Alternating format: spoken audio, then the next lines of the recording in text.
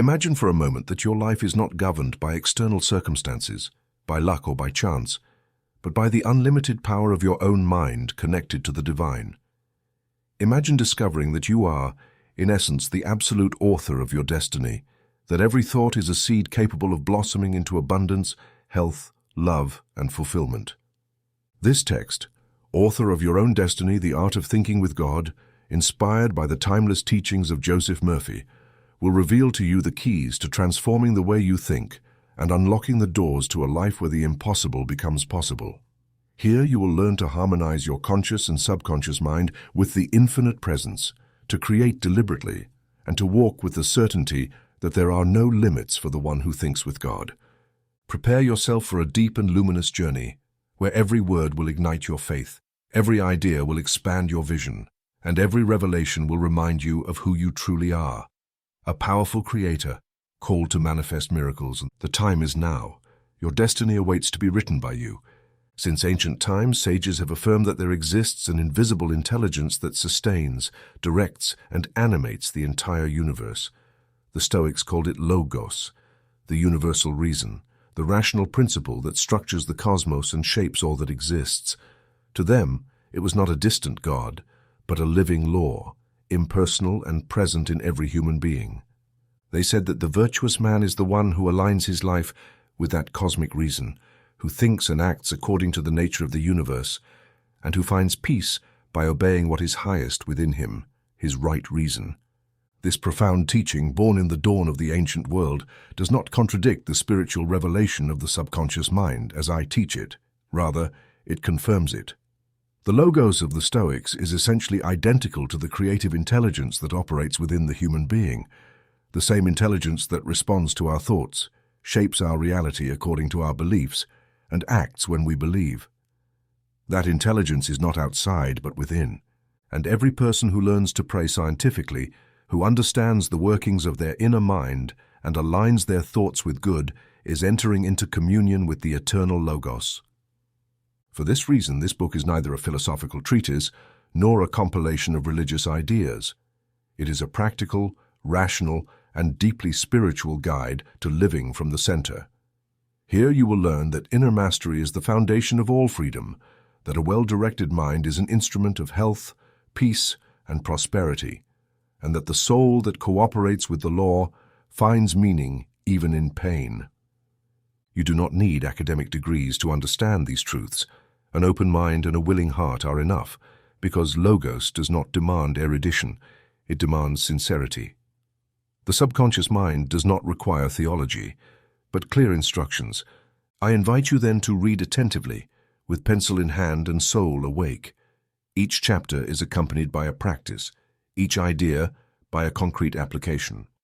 For knowing is not enough, it is necessary to transform, and the purpose of this book is simple, that you discover beyond all doubt that peace, health, and provision are not far away. They are within you, waiting to be released by your word, your faith, and your discipline. That is the law, that is the Logos, that is your inheritance. Spiritual Stoicism based on the teachings of Joseph Murphy. We have noticed that more than 80% of visitors to our channel are not subscribed.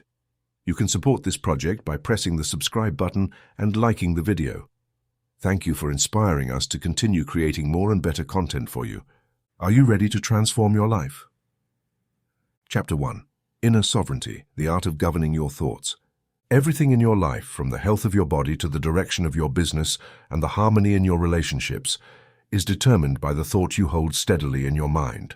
This is not a metaphor, but an exact mental law. Just as the sun governs the solar system, your thought governs your experience. What you sow mentally, you reap in circumstances. Have you noticed that when you cultivate a positive mental attitude, everything seems to cooperate with you? That is no coincidence. It is the automatic response of the subconscious mind, which acts like fertile, obedient soil, ready to produce any seed it receives, whether it is a seed of health or disease, wealth or lack, peace or anxiety. In the ancient Stoic world, the sage Epictetus taught, "Some things are up to us, others are not."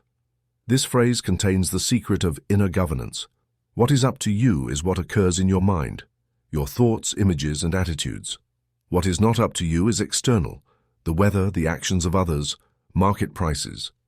If you focus your mental energy on what you can govern, your inner world, you will begin to influence powerfully what seems external. For the environment is nothing more than the mirror of your mental state. The Apostle Paul revealed the same truth in other words in his letter to the Romans. Do not conform to this world, but be transformed by the renewal of your mind. Romans 12:2. The transformation of life begins in thought. Change your habitual way of thinking, and you will change the entire course of your existence. Your subconscious mind does not distinguish between what is real and what is imagined, between the present and the future. It responds faithfully to the idea you hold with the greatest emotional energy. If you continuously affirm, "I am strong, serene, and whole," that message is imprinted in your deep mind and begins to manifest as energy, health, and balanced decisions. Your word is law for your mind. I met a man in Chicago, an engineer who had lost his job in the midst of an economic recession. His mind was clouded with thoughts of fear, guilt, and hopelessness. I taught him what I now teach you. To govern his thoughts as a sentinel guards the gates of a castle.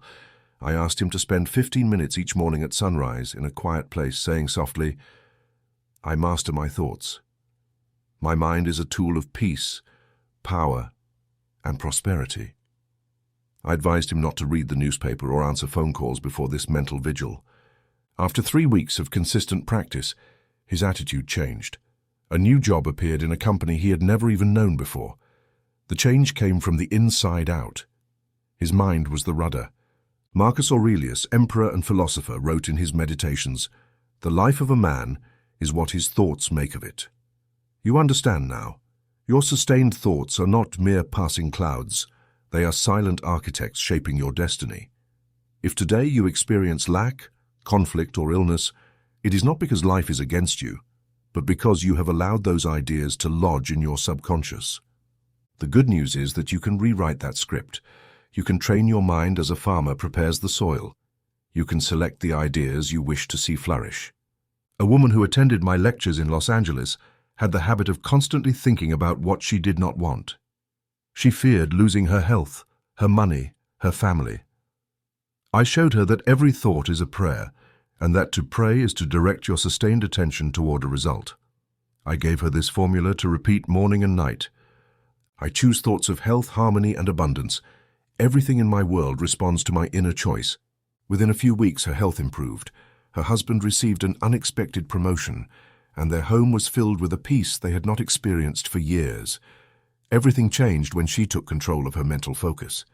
Here lies the secret that Epictetus and the New Thought movement proclaim in unison. Freedom begins when you stop identifying with circumstances and recognize yourself as the master of your thoughts. You are not your emotions, you are not your problems. You are the consciousness that can choose a different, higher, more harmonious idea. Do you want to know what governs your life? Observe your internal conversation. What do you tell yourself when you are alone? That is the seed you are sowing, and the harvest will be inevitable. It is time to claim your mental sovereignty. A mind without direction is like a ship without a rudder, exposed to the winds and storms of the environment. But a disciplined mind, the mind of inner stoicism, becomes an instrument of precision, capable of directing creative energy toward noble and elevated purposes. Take control of your thoughts right now. Do not wait for everything to be calm. Calm begins with you. Make vigilant attention a daily practice. Upon waking, do not allow your first thought to be borrowed from fear or habit. Begin the day with an affirmation of power. Today is a day of divine direction.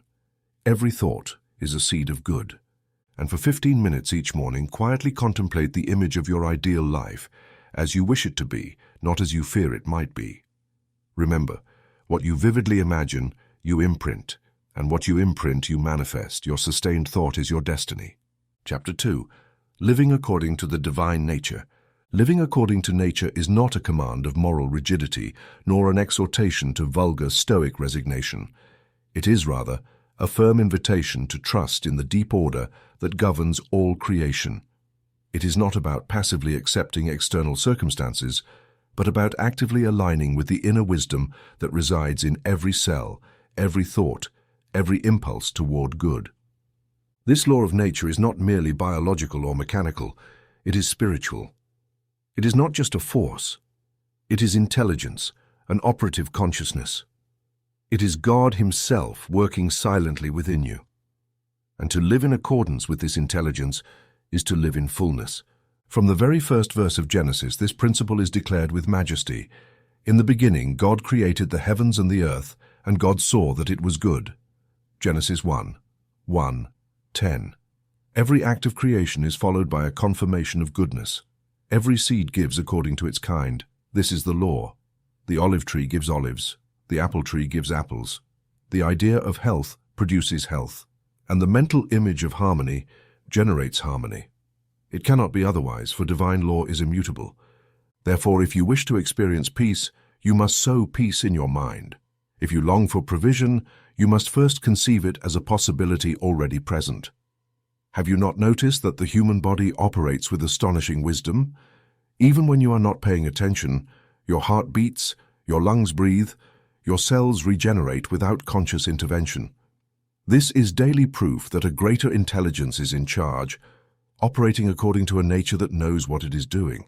This same intelligence that maintains your nervous system in balance also knows how to resolve your conflicts, guide your decisions, and prosper your path. But it requires your mental cooperation. It does not demand sacrifices or mortifications. It demands trust. I recall a university professor who came to see me in New York. He was exhausted, depressed, frustrated with his profession. He said, "I have worked for 20 years, and I feel nothing makes sense." I asked if he had ever asked within himself, "What do you want me to do?" He looked puzzled. I suggested that each night, before sleeping, he calmly affirm, "The divine intelligence within me guides me with love toward my true expression." Within a few days, he began to feel an impulse toward writing. 3 months later, he left his academic position and published a book that is now a reference in his field. By living according to nature, forced effort ceased and natural expression began. Fatigue ended and the voice was born. This is living according to nature, not fighting life, but moving with it, not imposing an ego-driven desire on the mind, but listening to the seed already planted and allowing it to germinate in its proper season. Just as one does not shout at a seed to make it sprout, one does not force the soul to hurry. Everything has its time under the sun. What you can do is prepare the soil of your mind, keep it free of the weeds of contradictory thoughts, and water it daily with affirmations of truth. Epictetus expressed this precisely. Do not seek for things to happen as you wish, but wish for them to happen as they do, and you will live serene. This is not fatalism. It is wisdom.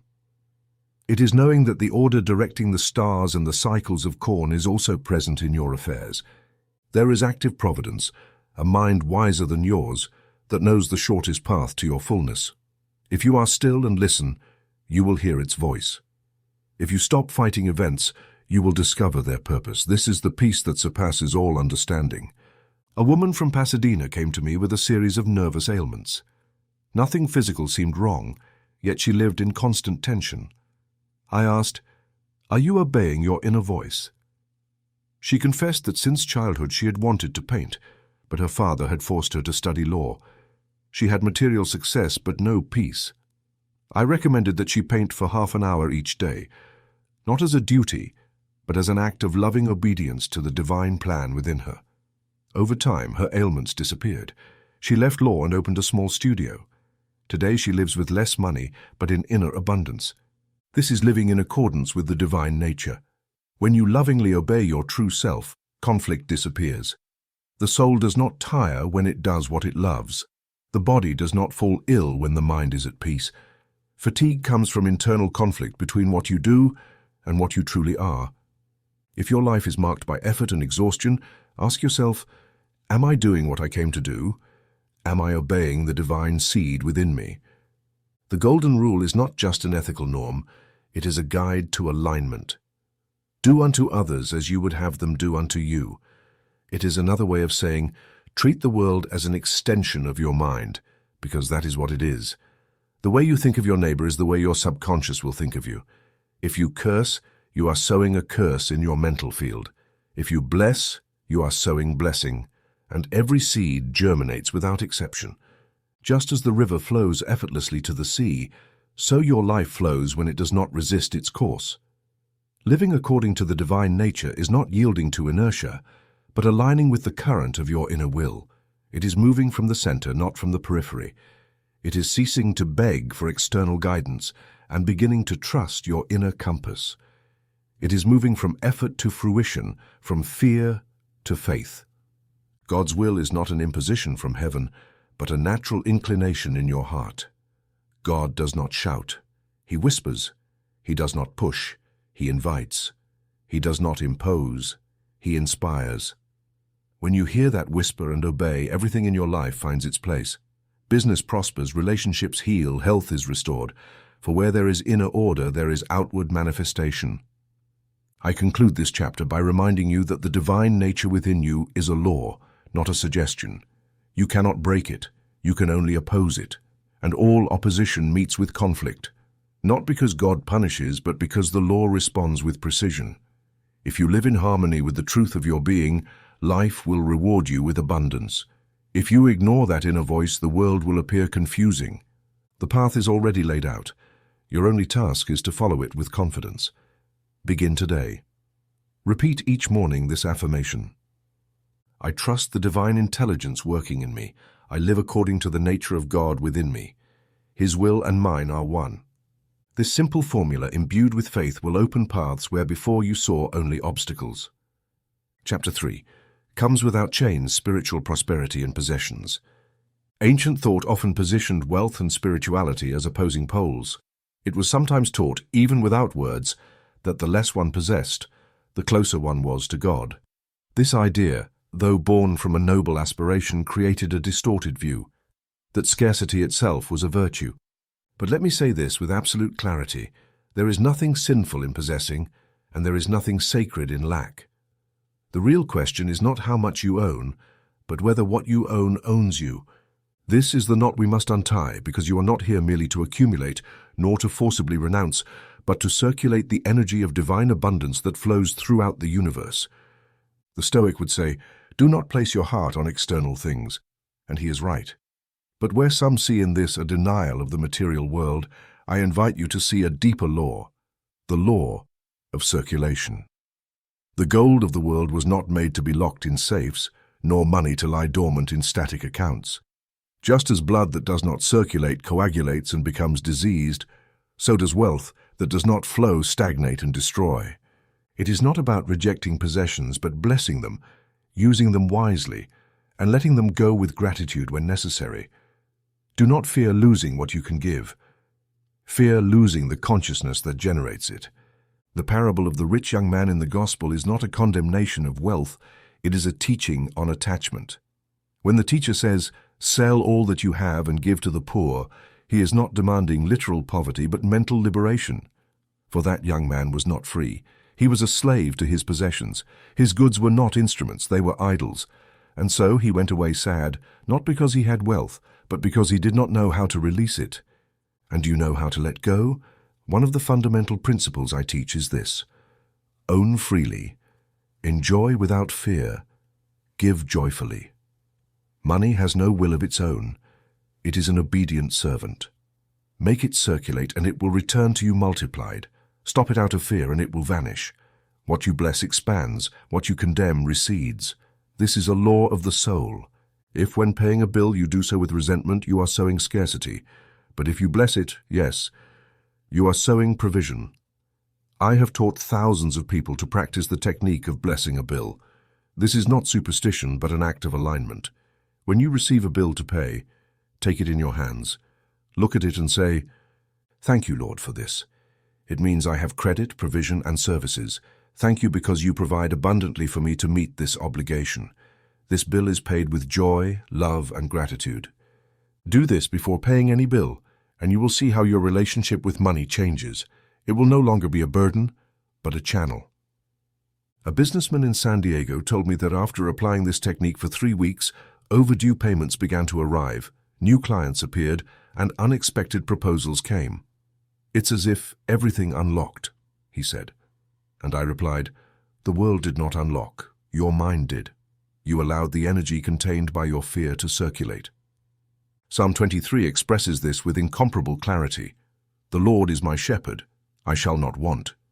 It does not say, I will have enough if I have a job, if the economy improves, or if the stock market rises.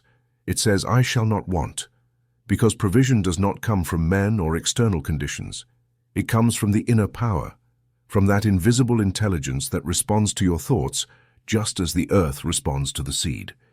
Your security is not in your bank account, but in the idea you hold of yourself. If you think in terms of lack, even millions will feel insufficient.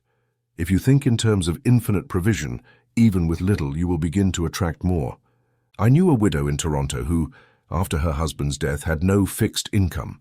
Friends told her to adjust, to resign herself to a lesser life, but she decided to apply the principle of circulation. Every morning she affirmed, divine wealth flows to me in avalanches of abundance. I am surrounded by infinite provision. Whenever she received even a small amount, a forgotten bill in a coat, a tip, a favor, she blessed it and shared part of it. She never lacked anything. And after 2 years, one of her late husband's children, whom she had not seen since childhood, included her as a beneficiary in an inheritance. You depend on no one, she told me. The source is spiritual. This is what you must understand. Money is not a cause, it is an effect. The cause is your consciousness. The cause is what you believe is possible for you. The cause is your inner relationship with abundance. If you believe giving impoverishes you, your subconscious will take it as a mandate. If you fear loss, you will create loss. But if you act as if you live in a generous universe, your experience will reflect that generosity, not by magic, but by law. So practice active detachment from today. Do not cling to possessions, but do not despise them. Be grateful for each possession as a divine loan. Use everything with respect, without idolatry. Live in a beautiful home, but do not let it dominate you. Drive a good car, but do not let it drive your emotions. Remember, what you bless stays. What you idolize escapes. Allow everything that passes through your hands to be blessed and multiplied. Give with confidence, receive with humility, and remember this truth. Abundance is not having much, it is being free with what you have. This is true spiritual prosperity. This is wealth without chains. Chapter 4, Strength of the Soul, Resilience in the Face of Adversity. Man is not defeated by what happens to him, but by what he believes about what happens to him. This is a fundamental law of spiritual thought. The external world may be turbulent, but the one who governs his inner world remains unconquered. It is not the blow that brings a man down, but the idea that the blow is the end. Resilience is not an inherited trait, but a mental construction, an image imprinted on the soul. Everything that comes to me is raw material for a greater good. When this image takes hold in consciousness, the spirit becomes an alchemist, transforming losses into opportunities, falls into revelations, wounds into doors to higher understanding. The Bible expresses this unambiguously. In Job 10:28, you will determine a thing for yourself, and it will be established, and light will shine upon your ways. This statement is not mere consolation, it is a formula. What you determine, not what you vaguely desire, not what you long for in fear, but what you affirm with conviction, stabilizes in your world. The soul does not break when anchored in an inner truth. And the truth is this: there is no obstacle that does not contain within it the seed of an equal or greater blessing. There is no loss that does not hide growth. There is no failure that does not hold a lesson. Seneca, the Stoic philosopher, experienced this firsthand. Unjustly accused, stripped of his fortune, exiled, turned into an enemy of the empire he served. Yet it was in that exile that he wrote his deepest works. Without the fall, there would have been no revelation. Do you understand? Many of those you admire today did not shine despite adversity, but precisely because of it. They were tempered by it. Like iron strengthened in fire, like a diamond formed under pressure, so too does the human soul find its purest form when all that is superficial collapses. But this strength does not appear by accident. It is the result of a constant practice of mental review. I offer this exercise to those who wish to transform adversity into creative power. Each night before sleeping, mentally review the events of the day, not as one who judges, but as one who learns. Ask yourself, where did fear give way? Where did I act from thought that weakened me? And where did I act from thought that strengthened me? Then affirm, everything I experience today is part of a greater good already manifesting. I give thanks and release this day. This simple habit restructures your subconscious mind, transforms error into foundation, and tension into understanding. A young man attending my lectures in San Francisco had lost everything in a fire. Home, business, documents. I'm ruined, he told me. I replied, no, my son. Only what had to go has burned. You remain intact. Your ideas, your creative power, your mind are still with you. Begin again, but this time from the certainty that nothing real can be lost. I gave him an affirmation to repeat each night. From this experience emerged a richer, stronger, fuller life. Everything cooperates for my good. 6 months later, he opened a new business with the help of former clients. Today, his story is told as an example in entrepreneurial forums. What changed? Not the world, but his conviction. Many confuse resilience with hardness. They think it is about resisting like a rock. But true strength of the soul is not rigidity, but centered flexibility. It is the ability to adapt without losing purpose. It is the power to change course without betraying oneself. It is to cry, yes, but without losing faith. It is to doubt for a moment, but choose trust.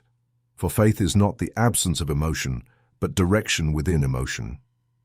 I have observed carefully over decades that those with an elevated self-image do not sink in the face of failure. They use it, study it, bless it, turn it into a stepping stone, and this is because their subconscious mind has been trained to respond with power to what others would call punishment. They know the universe does not attack them. It corrects them. It does not abandon them. It redirects them. It does not punish. It forms. A middle-aged woman with a history of failed relationships came for consultation. I always attract the same type of men, she told me, and I always end up hurt. I asked her not to judge her story, but to see it as emotional training. Every experience has been a lesson in self-love, I said.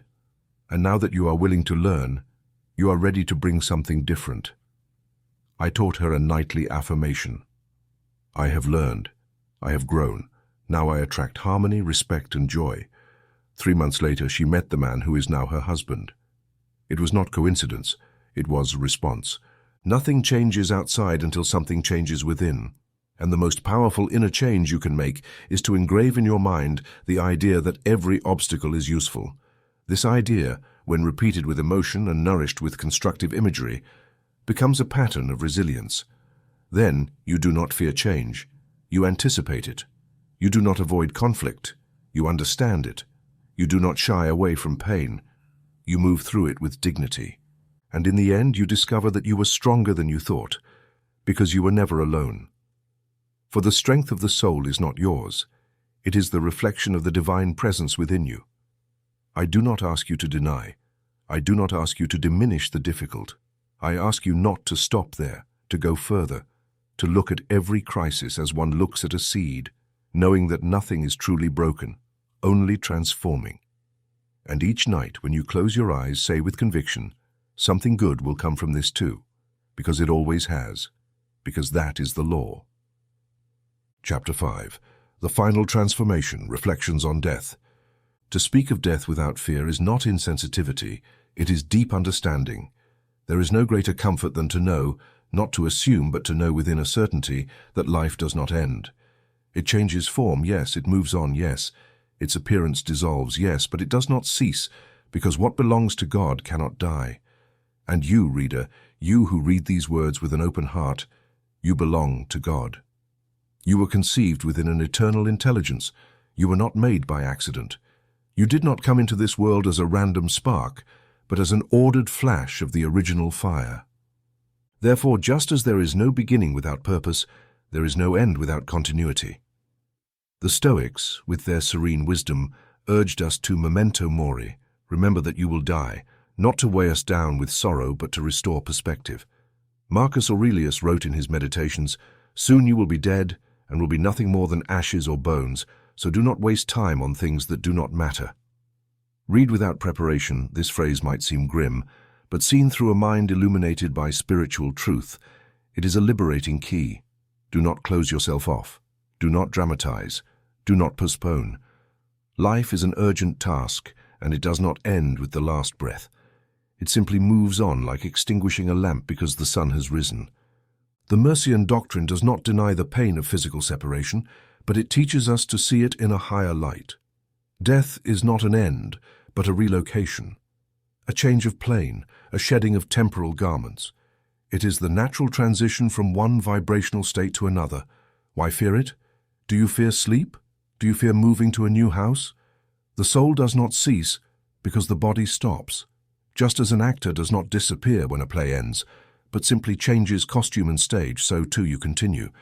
The essential you cannot be reduced by a grave. The first letter to the Corinthians proclaims this with invincible strength. So also is the resurrection of the dead. It is sown a natural body.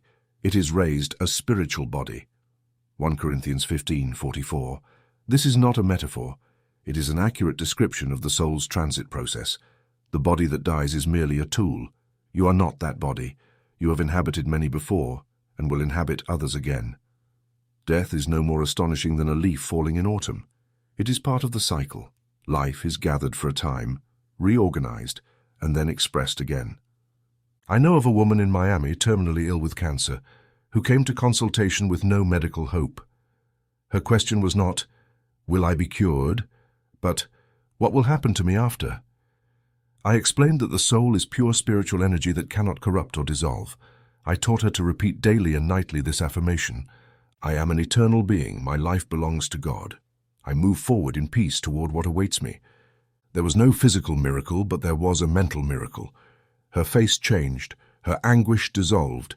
She died in peace, not because she avoided the outcome, but because she accepted it with wisdom. She left letters to her family full of love, a house in order, and departed without fear. This, dear reader, is also healing. I have seen the same in business people, lonely elderly women, young people with degenerative illnesses. Fear disappears when the mind aligns with eternal truth. Pain may remain, but terror is gone. Because when you consistently affirm God is my life and my destiny, the subconscious eliminates the image of extinction and replaces fear with vision. You no longer see an abyss, you see a door. And you, reader, what idea do you hold about death? Do you fear it, deny it, ignore it, or integrate it as part of the plan? It is not about desiring it or hastening it, but about preparing inwardly for when it comes, like having a suitcase packed, not because you want to leave, but because you know the journey will arrive. Those who live with this awareness live with more love, more devotion, more gratitude, because they know that time in this plane is limited, but the being is not. The body is limited, the spirit is unlimited. Some people, when facing imminent death, discover a higher lucidity. It is because the soul, letting go of worldly attachments, begins to remember its true origin. Material things lose meaning. What emerges is the love given, the forgiveness granted, the peace cultivated. That is why I invite you not to wait for the end to embrace this truth. Live each day knowing that this body is an instrument, not your essence, that this world is a school, not your ultimate home, and that death is not an enemy but the usher to a higher life. Teach your children not to fear it. Teach them that Grandpa did not leave forever, but simply changed rooms. His voice continues to resonate in the good actions he inspired, the noble memories he left, the blessings he sowed. Memory is not mere nostalgia, it is communion with those who have departed.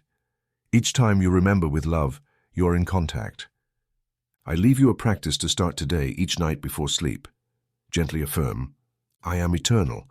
My life does not end, it only transforms. I am at peace with the divine cycle. Repeat this phrase as medicine for the soul. Do it with faith, with calm. You will see how the idea of death loses its sting. It will no longer be a threat, but a return. No longer a loss, but a passage. No longer darkness, but a light of another tone. And those who live thus live without rush, without anxiety, without resentment, because they know that all that is true remains, and all that must go will go. But you, infinite soul, you do not leave. You continue with new garments, new stages, new lessons, because in God's universe there are no endings, only new phases.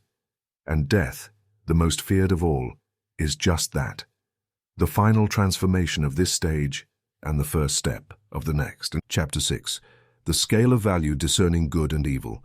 Every conscious life requires direction, but it is not enough to know where to go. One must also know which path is the correct one. In a world saturated with stimuli, voices, and contradictory demands, the soul is often tempted to confuse what is attractive with what is good, what is urgent with what is valuable, and what is pleasurable with what is true. Therefore, moral discernment is not an optional quality for those who wish to live according to the law of the mind. It is an essential discipline. The subconscious mind responds not only to what is thought, but to the quality of thought. And this quality does not reside in volume or form, but in the spiritual orientation of the content. Both Stoicism and the spiritual thought presented here agree on a radical assertion. The only truly good thing is that which strengthens the awareness of unity. Everything that separates you from others, everything that divides you internally, everything that diminishes your sense of connection with the eternal is not good, even if it produces temporary pleasure or social recognition. Conversely, everything that nourishes your sense of humility with God, with humanity and with nature, that is good, even if it requires renunciation, effort, or momentary misunderstanding. The Epistle to the Philippians expresses this with clarity that transcends the centuries. Finally, brethren, whatever is true, whatever is honorable, whatever is just, whatever is pure, whatever is lovely, think on these things. Philippians 4:8. This verse is not rhetorical exhortation, it is a mental compass. If a thought cannot pass through this filter, do not retain it. If a decision does not align with these qualities, postpone or discard it. Because what today is only a thought, tomorrow will be an action, and the day after tomorrow, a destiny. At this point, I want to present a practical tool I have taught for years to executives, students, parents, and physicians, the weekly moral balance sheet. Each Sunday evening, take a sheet of paper and make 2 columns. In one, write all the actions, words, or thoughts of the week that strengthened your awareness of unity. In the other, note those that weakened it. Do not judge yourself. Simply observe. This practice is not meant to condemn, but to illuminate, because what is observed clearly can be corrected. You will see that within a few weeks, you begin to detect patterns, impulses, and associations that previously went unnoticed. You will notice that certain environments encourage you toward good, while others drag you toward judgment or distraction. This awareness is the beginning of freedom. I remember a lawyer from Buenos Aires who came to consultation tormented by a dilemma. He had the opportunity to take a case that would bring him fame and money, but required defending what, in his inner conscience, he knew was unjust. "What should I do?" he asked me. I replied, "Ask yourself, does this strengthen or weaken my sense of unity with life? Will it make me more whole or more divided?" That night, he wrote on his moral balance sheet, "Defending this would betray my truth." At first, he felt insecure, but a month later, he was called to another trial where he could act in coherence. Today, he is a judge, not immediately wealthy, but with inner authority. And that, dear reader, is spiritual prosperity. Seneca said that virtue is the only good, and this assertion, read through the law of the mind, acquires transformative power. Virtue, understood not as moralism or rigidity, but as alignment with the true, imprints in the mind a coherent vibration that manifests as health, serenity, sound decisions, and pure relationships. It is no coincidence that those who live in virtue also live in peace, because a mind that is not divided is a clear channel through which creative power flows. But how can one know if what they do is virtuous? If what you decide is good, I propose this method of internal evaluation. Before making an important decision, sit in silence, breathe slowly, and ask yourself, does what I am about to do strengthen my unity with God, with myself, with others? Will this action make me more whole or more divided? Notice whether there is peace or unease. Do not respond hastily. Let your subconscious mind answer. If there is peace, proceed. If there is tension, wait. Consciousness does not shout. It whispers, but its voice is precise. A businesswoman known for her financial success came to my classes to explore the spiritual dimension of her life. For months, she wavered between expanding her company or dedicating herself to a social project she had dreamed of since youth. She used this method, affirming each day, "Only good can come from me. Only what is good can come to me." My decisions align with humility. Finally, she sold part of her company and created an educational foundation. Today, she is not only respected but loved. Her wealth did not diminish. Her value multiplied because she chose not from ego but from the soul. Every true act, however small it may seem if performed from this consciousness of unity, generates resonances that transform lives. It is not about appearing good or obeying external rules, but living from an internal axis that recognizes good as an expansion of the divine. Goodness is not a code, it is a frequency, and you can tune yourself to it. Remember this: evil from the perspective of the law of the mind is not a power in itself. It is simply the absence of awareness of unity. And where there is darkness, one does not fight. It is lit with light. Let your life be that light. Let your standard of evaluation not be external success, but internal coherence, so that each day, when you look at your moral balance sheet, you can say, "Today, I was more one. Today, I lived from the center. Today, I chose the good." Chapter 7. Immutable happiness, joy rooted in divine consciousness. There is great confusion regarding happiness. In cafes, classrooms, temples, and offices, men and women endlessly seek something that allows them to say with certainty, "I am happy." Yet what they often call happiness is nothing more than temporary satisfaction, a momentary relief from a deeper tension. One chases a raise, the ideal partner, a bigger house, a dream trip, as if that external object or event could fulfill the soul's true longing. And when it is attained, the mind discovers that the restlessness persists. It is then, if one is honest with oneself, that one understands that happiness based on circumstances is as fragile as the circumstances themselves. True happiness, the kind that does not depend on the weather, the dollar's value, or the opinion of others, is not an emotional state. It is a level of consciousness. It is not reaction. It is communion. It is the inner experience of knowing that God dwells in you, and you dwell in Him now, not as an abstract idea, but as a living presence. It is the recognition that everything you seek already exists within you as latent potential. When this understanding descends into the heart and settles as conviction, the soul becomes independent of external fluctuations. Joy does not come from what one possesses, but from what one is. This is immutable happiness, the happiness that resides in communion with the inner presence. Psalm 91, known by many as a prayer of protection, is in reality an affirmation of unwavering happiness. He who dwells in the shelter of the Most High will abide under the shadow of the Almighty. Notice the wording: dwells, not visits; abides, not comes occasionally. This psalm speaks not of intermittent faith, but of constant awareness. It does not say there will be no danger, but that you will not fear danger. It does not say that 1,000 will not fall at your side, but that it will not touch you. Why? Because you dwell at a level where happiness is unaffected by the outside. There, neither scarcity, nor illness, nor loss can erase peace. This principle may seem lofty, even theoretical, until it is seen embodied. Allow me to tell you about a farmer from northern Texas. A simple man without higher education, but with clear and deep faith. Over a decade, while his neighbors complained of droughts, frosts, and market fluctuations, he prospered. His harvest was never the largest, but it was the most consistent. I asked him how he did it. His answer was direct. "I do not place my trust in the weather or the prices. Every morning, looking at the field, I tell God, 'You are my provision. My joy does not depend on this. My harvest comes from you.'" His face said it all. He lived in a peace that did not fluctuate with the clouds.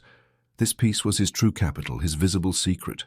I have heard similar stories in the world's noisiest cities. Men who lose a job and, instead of collapsing, give thanks and affirm, "Something better is coming for me." Women abandoned by partners who, instead of falling into bitterness, turn inward and discover a joy they never knew existed. Young people rejected by universities or companies who, instead of surrendering, elevate their consciousness and discover latent talents they had never used. What all these people have in common is not their situation but their center, not what happens to them, but from where they experience it. In one of my previous books, specifically in the chapter where I address happiness as a spiritual state, I affirm that the key lies in learning to generate joy without depending on external causes. There I teach the exercise of silent joy. Sit for 5 minutes each morning, close your eyes, and affirm with conviction, "The joy of God flows through me. My joy is independent of the world.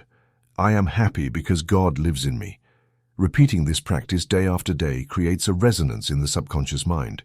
The mind learns to associate happiness with the state of communion, not with achievements or pleasures. Those who live this way discover that happiness is not the summit of a mountain to be climbed, but the root from which everything grows.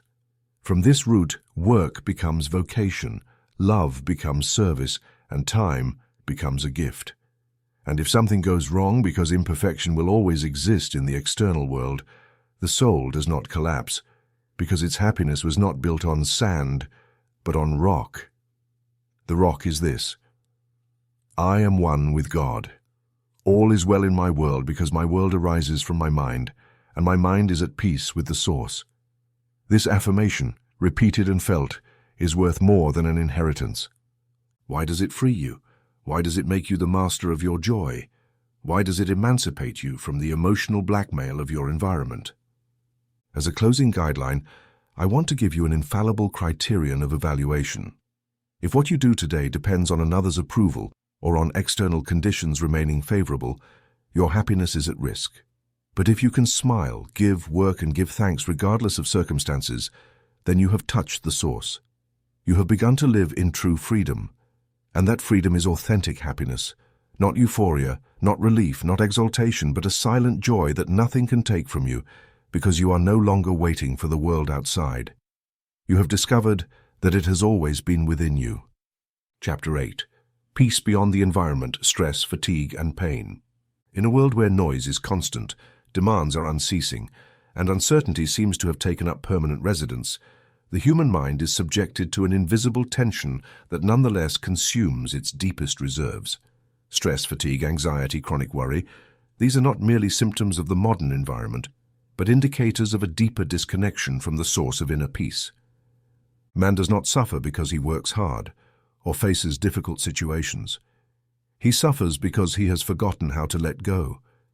He has forgotten how to surrender, how to rest in the fundamental truth that life is sustained by a higher intelligence and that he is not the maker but the channel.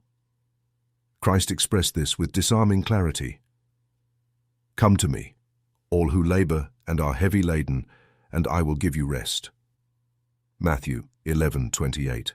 This is not an invitation to inactivity but to inner rest.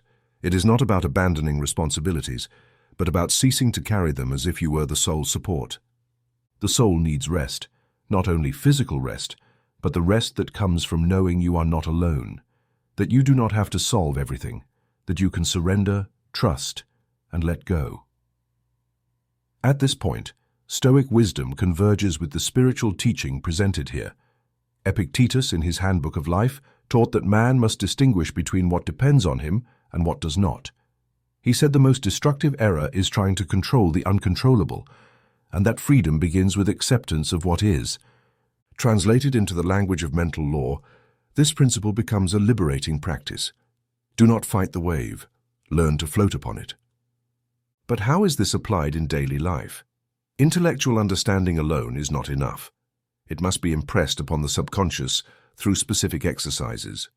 For this, I want to teach you a technique I call the prayer of release. It is a brief but profound practice, ideal for those whose souls are contracted by hurry or pain.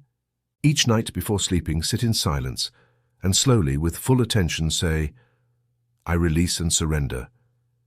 Everything is in divine order. I rest in the peace of God." Then imagine a gentle light moving through your body, relaxing each muscle, each nerve, each cell.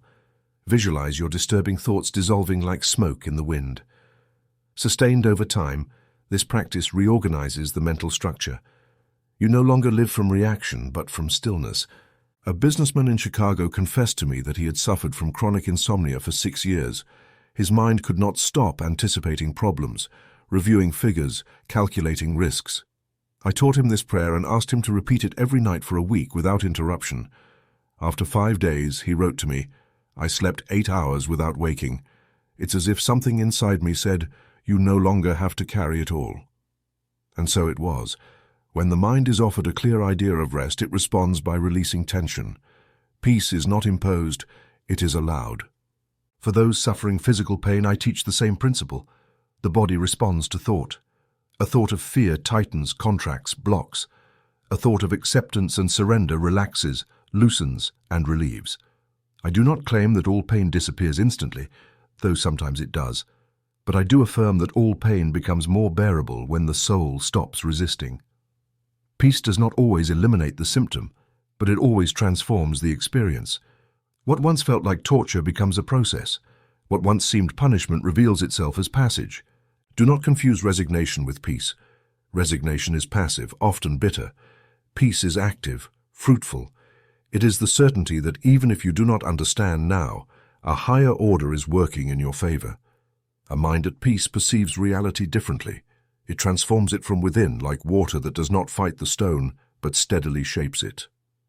Let me tell you about a nurse in New York who, after a series of painful events, loss of a child, divorce, chronic illness, began practicing the prayer of release. At first, she cried when repeating the phrases, as if something within resisted the surrender. But then one night she felt a deep warmth in her chest and the certainty that she was not alone. From that moment, her life changed. Not because she was immediately healed, but because she stopped fighting life. She began to live from surrender, and with that came new friendships, a new job, and an energy she had thought lost forever. This is what I want you to understand. Stress does not come from the world. It comes from the idea that you must solve everything alone. Fatigue does not come from activity, but from excessive control. Pain intensifies when the mind resists what is, but when you let go, surrender, and trust, something changes in the energetic field of your being. That peace, not fabricated, not forced, but real, begins to permeate your cells, your decisions, your relationships. Remember, peace does not depend on everything being well, but on you being at peace with everything. And being at peace with everything does not mean approving it, but integrating it. That is, recognizing that this too is part of the path and I can traverse it with serenity. Thus, amidst noise, fatigue, and apparent disorder, you can live with a resting soul. You can be like the eye of a hurricane, still, firm, invulnerable. Chapter 9, Inspired Action. Acting without urgency. The human mind, shaped by centuries of urgency, has learned to confuse movement with effectiveness, speed with intelligence, and pressure with productivity. From childhood, we have been trained to associate value with excessive effort, results with tension, success with continuous struggle. But this fragmented vision of action produces more exhaustion than fruit, more anxiety than progress, more wear than true construction.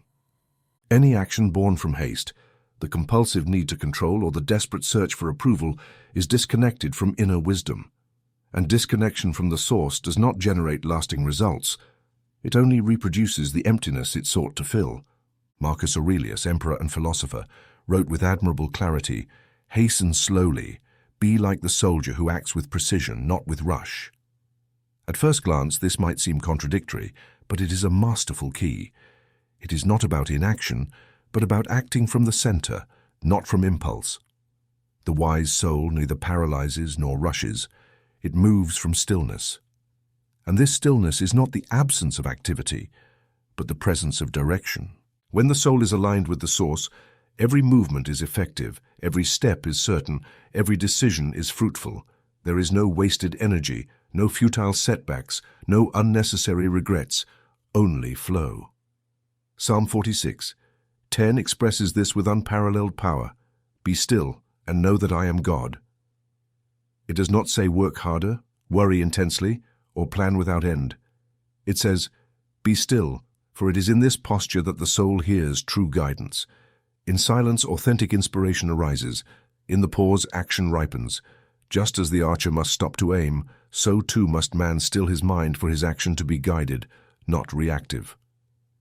In my teachings, I have repeatedly recommended a technique that has transformed business decisions, marital dilemmas, and vocational choices.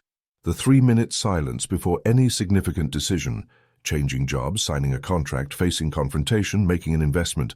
Stop, close your eyes, breathe deeply, repeat internally, There is perfect guidance within me. It leads me clearly. I am not in a hurry. I wait for the signal. Then listen, not with the restless mind, but with the heart. What emerges will not be noise, but direction. It may be an image, a word, or a sensation. Trust it, because genuine intuition never deceives. A young architect attending my lectures in New York used to decide under pressure. He justified himself. That's just how I am, quick to act. But his rushed decisions repeatedly led to unsatisfactory outcomes. I suggested he use the 3-minute silence before signing or accepting any project.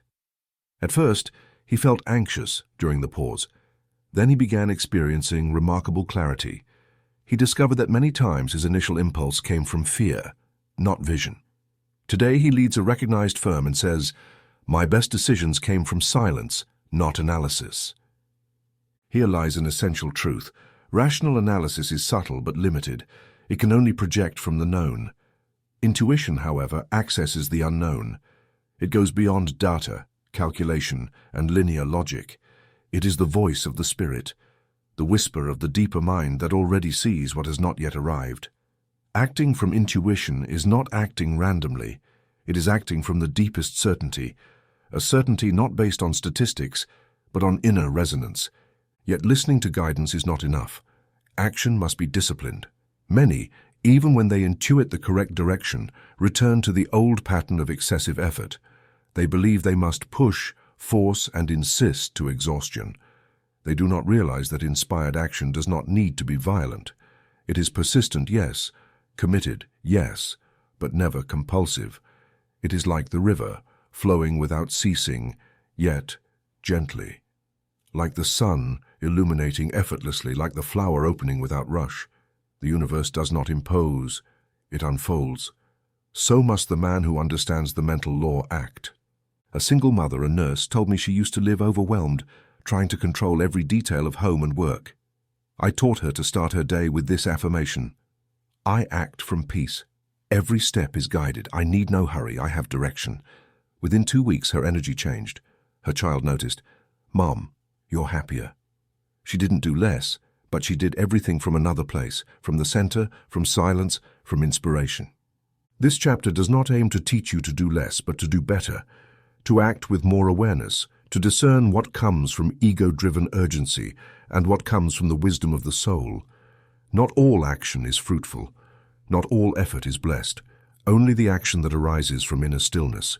Only the step that springs from silence. Only the work that flows from true inspiration transforms the world and elevates the one who carries it out. Therefore, at the end of this chapter, I want to leave you with this formula to engrave in your mind as an internal law. I do not act from impulse, I act from inspiration. I do not rush, I flow, and I do not force, I allow, and I do not fear, I trust. Each day I am guided, each action is blessed. Repeat this formula before beginning your day. Make silence your teacher, and you will see your previously conflicting decisions become precise, your previously scattered energy become focused, your previously hectic life become harmonious. The secret is not in doing more, but in doing from the right place, from the soul, from presence, from the peace that already dwells within you. Chapter 10. Daily Liturgy of the Inner Stoic. Every profound transformation begins with conscious repetition, just as the body strengthens through regular exercise. Likewise, the soul grows through the consistency of a deliberate spiritual practice. There is no spontaneous enlightenment without discipline, nor inner wisdom without mental order. For this reason, both Stoic thought and spiritual teachings based on the law of the mind emphasize the need for a structured routine, a liturgy not understood as an external ritual, but as a daily internal alignment with the higher forces of the soul. This liturgy is the spiritual design of the day. It is the invisible architecture that sustains the day of the wise person and consists of 7 fundamental practices which, when applied consistently, with order and purpose, produce lasting transformation. It doesn't matter whether you live in a city or in the countryside, whether you are young or old, whether you work with words or tools. This structure is applicable to any consciousness that seeks to evolve from the center upward. 1. Scientific prayer upon awakening. The first word of the day should be a seed sown with intention. The moment of waking is sacred. The subconscious mind is still open, receptive, and malleable. Therefore, the first thought should not be worry or rushed planning, but alignment with the divine. Scientific prayer is not supplication or mechanical repetition. It is an affirmation directed to the creative center. Upon waking, before speaking or looking at your phone, sit, breathe, and affirm. This is God's day. My mind is clear, my heart is at peace, my steps are guided. All that is good flows to me and through me. This prayer sets the vibrational tone for the day. What begins with clarity advances with firmness. 2. Morning devotional reading. After prayer, dedicate 5 minutes to reading an elevated text. It could be a passage from Marcus Aurelius's Meditations, a psalm, a chapter from a spiritual book, or a written reflection with uplifting intent. Read not for quantity, but for depth. A well-assimilated phrase is worth more than a book read without digestion. Underline, reread, let the idea penetrate. This practice nourishes the conscious mind with elevated thoughts and creates a field of harmonious vibration that permeates your subsequent decisions. 3. Active affirmations at midday. During the day, when tasks begin to weigh, mental reinforcement is necessary. At noon, before lunch or during a pause, close your eyes and repeat 3 key affirmations. With slowness and conviction, I am guided by divine wisdom. Everything resolves in perfect order. My energy is renewed by inner power. If felt as true, these phrases renew the mind, balance emotions, and reaffirm direction. They are like fresh water for a traveler in the middle of the journey. 4. Evening self-examination. At night, before sleeping, review your day, not with judgment but with lucidity. Ask yourself when you were aligned, where you reacted out of fear or distraction, and what you learned. This examination is not penitence but diagnosis. It reveals patterns, progress, and blind spots. Accompany it with a closing prayer. I surrender this day. I learn from it. Tomorrow I will act with greater awareness. This review imprints order on the subconscious mind during sleep and allows internal corrections to occur more effectively. 5. Daily selfless service. Every Stoic and every student of the law of the mind knows that true life is not only introspection, but also radiance. Energy that is not shared stagnates. Therefore, make service a daily act. You don't need grand gestures. A kind word, practical help, a silent prayer for another, an action that benefits without expecting return. Acts performed from the heart cleanse the ego, strengthen humility, and open channels of blessing. As Seneca taught, the one who gives receives within himself the good he bestows. 6. Contemplative walking. At least once a day, preferably outdoors, walk without hurry, without goal, without technological distraction. Walk with presence. Observe the sky, the leaves, the sounds. Do not analyze. Contemplate. Let nature teach you without words. This deeply stoic and spiritual practice recalibrates the nervous system, aligns breathing with the rhythm of the earth, and quiets the discursive mind. In these minutes of mindful walking, the soul breathes. Do not underestimate the power of this simple discipline. It has restored exhausted minds and opened higher visions in thousands of people. 7. Resting in presence before sleep. Before closing your eyes, pause. Silence the mind. Do not fall asleep with worries, news, or task lists. Instead, gently affirm, I rest in presence. Divine wisdom renews me. My mind is filled with peace. My sleep is blessed. Then visualize a light enveloping you like a protective cloak. This image imprints on the subconscious and acts as inner medicine during the night. Just as the body sleeps to renew itself, the mind also needs deep rest, the rest in God. If you incorporate these 7 practices into your life, not as external duties, but as natural expressions of your desire for unity, you will see real transformation in a few weeks. Your mind will be clearer, your emotions steadier, your relationships cleaner, your decisions firmer. This liturgy is the art of living from above. It is the practical way to make each day an offering, each moment a prayer, each step an act of wisdom. Set a schedule for it. Do not do it randomly. For example, in the morning upon waking, scientific prayer and devotional reading, 15 minutes. Midday, active affirmations, 3 minutes. Afternoon, contemplative walk and selfless service, 30 minutes. Night, self-examination and resting in presence, 20 minutes. This is not about rigidity, but structure. Spiritual freedom is not the absence of form. It is internal form assumed with love. This liturgy is your daily temple. You need no domes, incense, or vestments. You only need willingness, consistency, and surrender. And the result will be inevitable: peace, direction, fulfillment. Chapter 11, Words of Power, Affirmations that Shape Destiny. Every visible reality is a reflection of an inner word. Every state, whether of health, wealth, harmony, or suffering, is the direct result of a hidden, constant dialogue that each person maintains with their own mind. That dialogue, seemingly private and harmless, is in reality a decree in full operation. Every sustained thought, every repeated phrase, every conviction deeply felt is an order issued to the subconscious. And the subconscious does not judge, evaluate, or object. It simply executes. Thus, language becomes the invisible architecture of destiny. The ancient Stoic schools understood that a person is shaped by what they think of themselves and by how they interpret what happens to them. Epictetus taught that it is not things themselves that disturb us, but the opinion we hold of them. That sustained opinion becomes an inner affirmation, and every affirmation repeated with conviction is recorded as instruction in the creative repository. For this reason, both Stoic wisdom and the spiritual science of the mind agree on this vital point. What you say with certainty about yourself becomes your experience. What you deny stagnates. What you affirm with faith flourishes. Jesus, master of creative thought, expressed it plainly in Mark 11:24. Therefore I tell you, whatever you ask for in prayer, believe that you have received it, and it will be yours. This phrase contains the complete method. Ask, speak the word, believe, feel the certainty, and receive, then observe the result. Prayer, then, is not supplication, it is affirmation.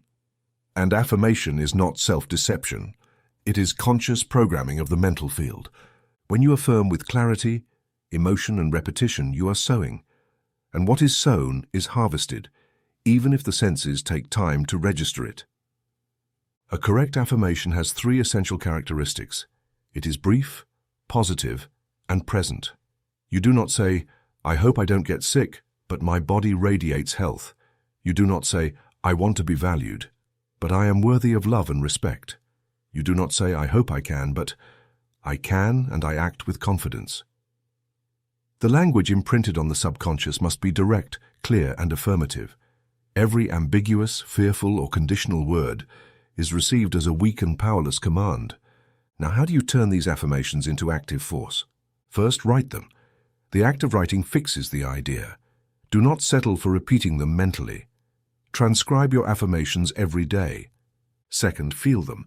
It is not enough to say, I am prosperous if your body tenses or your mind contradicts it. Pause. Breathe. Visualize the affirmation as if it were already real. Imagine the consequences of its fulfillment. Feel the peace, gratitude, and security. Emotion is the vehicle of affirmation. What is not felt is not recorded. Third, repeat them consistently. A single affirmation is a spark. A daily affirmation is a sustained flame that dissolves old patterns and establishes new circuits of energy.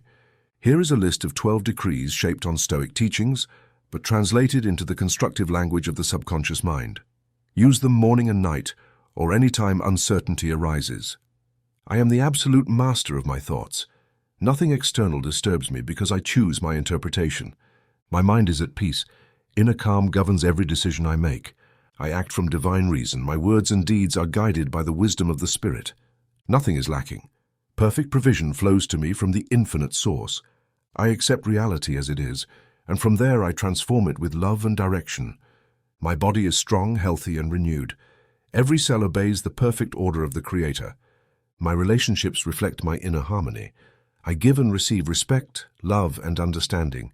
Every obstacle is an opportunity. Adversity reveals my hidden gifts.